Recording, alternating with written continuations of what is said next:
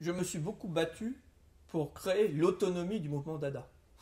Car en France, il y avait la chape de plomb du surréalisme. Et les surréalistes ont toujours dit Dada est une sorte de préhistoire du surréalisme. Or, c'est totalement faux. Certes, il y avait la grande expo d'Alfred Barr en 1936 qui expliquait clairement les liens entre Dada et surréalisme, mais je crois que quand on regarde le mouvement Dada, il est tellement plus fécond, tellement plus puissant en termes d'influence qu'il me semblait important de revenir à sa production originelle. Et c'est pour ça, je rebondis sur la question du document et de l'œuvre, que je n'ai pas voulu distinguer entre les chefs-d'œuvre de Dada et les petites choses qu'il faisait au quotidien, mais dire, comme vous le soulignez, que Dada est un grand jeu. D'où la scénographie en échiquier, et qui fait que chaque visiteur avait une visite de l'exposition différente du voisin. Lorsqu'on fait votre métier, on se demande ce que va devenir un étudiant. Et je crois que l'exemple Dada est extraordinaire, car les étudiants d'aujourd'hui, ce sont les Dada d'hier. Ils avaient le même âge.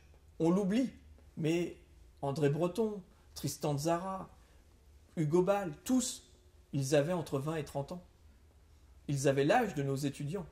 Et qu'est-ce qu'ils ont décidé ? C'est cette indépendance incroyable, cette autonomie que vous prenez et pour laquelle je vous rejoindrai tout à fait.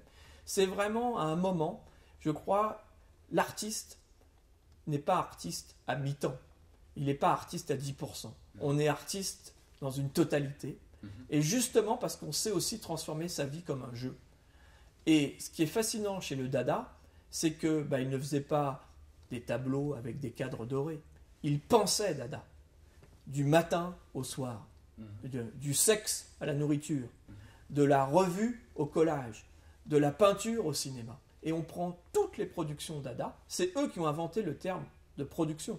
Comme vous le savez, dans la Dada Messe de 1920 à Berlin, ils ne parlent pas d'œuvre, ils parlent de Erzeugnis, dans mon souvenir. Donc il y a cette idée vraiment de production pour d'ailleurs renverser le marché de l'art.